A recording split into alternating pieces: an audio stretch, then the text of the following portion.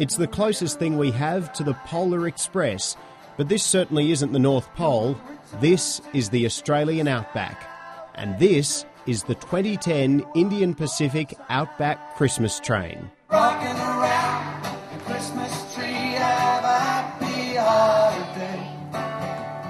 Everyone's dancing merrily in the new old-fashioned way. Well, our journey begins here at Sydney's Central Railway Station. There are quite a few people lined up behind me to get on this iconic Indian Pacific Christmas train for 2010. And this year, a few very special guests.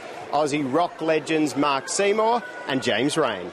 Here we race 4 corners of the globe for the Holy Grail. Once we're on board, we set a slow but determined pace as we begin our journey to spread a bit of Christmas cheer from coast to coast. With fine food, good company and the excitement of the impending festivities, we spend the next 3 days making whirlwind stops around the country. From Broken Hill to Adelaide to Kalgoorlie, kids from the local primary schools get a chance to perform with some Aussie rock royalty. Voices singing, let's be jolly, deck the hall with boughs of holly. And while some of the younger crowd aren't as familiar with this year's musical guests, A few blokes are going to come. I forgot his name, but, well, lots of people do know them. When I said the names, they looked a little bit shell-shocked. They were expecting maybe a celebrity would be Justin Bieber. others are die-hard fans. We found out that James Raine was on and Mark Seymour, so I love both those bands, so fantastic. But it isn't hard to tell who the most popular man on stage is. As we continue our journey, we begin to notice the big man in red bears a striking resemblance to one of our fellow passengers. I just enjoy being with the kids and having everybody have a good time, and I have a good time too. For the past decade, Adelaide grandfather Bruce Dent has been playing the Christmas train's very own Santa Claus. He's a great character. And he plays Santa in his own special way. It's a bit of an alter ego thing. He puts the suit on and he's no longer Bruce Dent, he's Santa. He's the real Santa. I like the ho, ho, ho, you see, and that's what it's all about. I just love doing it. And it isn't hard to see why as we arrive in the Nullarbor for the next stage of our Outback journey. On the Indian Pacific Christmas train, Tom Nicol, Sky News. Christmas Day on APAC, live from 8 a.m, the Midnight Mass, presided over by His Holiness Pope Benedict XVI in St Peter's Basilica. Throughout the day, special presentations of St Mary, reflections on a celebration, and the powerful documentary, The Life of Jesus. Plus, live from 10 p.m, the Pope's Christmas message and blessing from St Peter's Square. Take some time and experience the spirit of Christmas. Christmas Day on APAC, Australia's Public Affairs Channel 648. On board the Christmas train, it's not hard to lose track of time or place, and it's especially difficult on day 2 of our journey as we hit the Nullarbor Plain.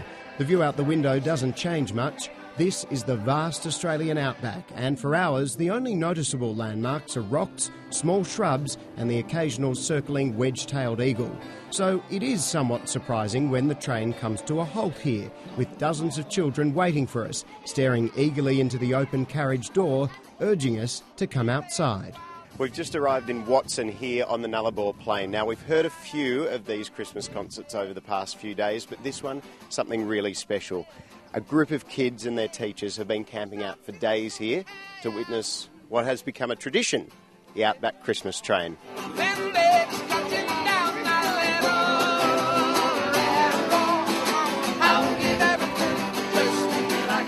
thought it was quite funny when we started singing. The little Aboriginal kids started laughing. And I was thinking, they must look at this and think, look at the silly old white guys. What are they doing? When I started singing, I thought, oh my God, I can't believe I'm doing this. It's just in the middle of the desert, you know, and these people have come from such a long way away to see it, you know. And it's a once in a lifetime. The kids and their teachers have travelled up to 300 kilometres for the trackside show and, of course, the opportunity to put in their orders with the big man in red. This has been a traditional thing for the last few years now. I think probably nearly 10 years that it's been going, and the community at Oak Valley really look forward to it. It's a highlight on the calendar, especially for the kids.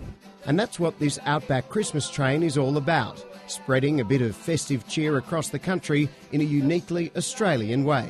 bringing Santa to the Outback, but also bringing a little bit of entertainment and enjoyment to the Outback, to the communities that we pass through and work with, as our way of expressing some appreciation and giving them something that they wouldn't normally get.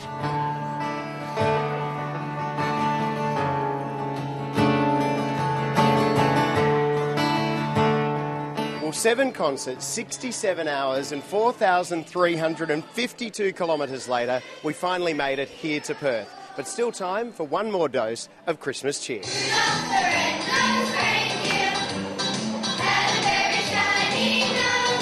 The joy of music. The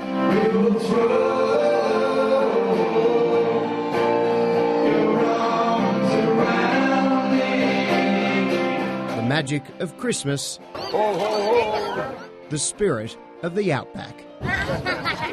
On the Indian Pacific Christmas train, Nicol. Sky News.